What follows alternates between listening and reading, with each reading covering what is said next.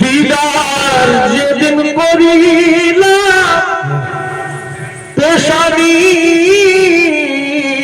কোরআনের আয়াত লেখা আমি দেখিলাম, দুটি চোখের দিকে দেখে হয়ে গেলাম দিওয়ানা।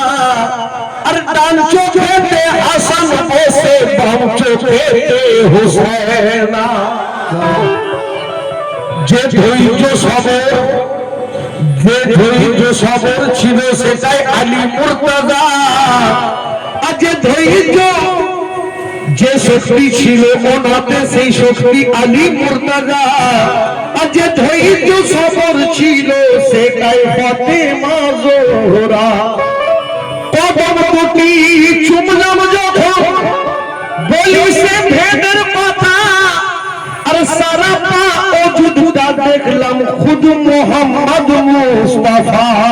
সারাটা ওজুদটা দেখলাম খুদ মোহাম্মদ মুস্তাফা।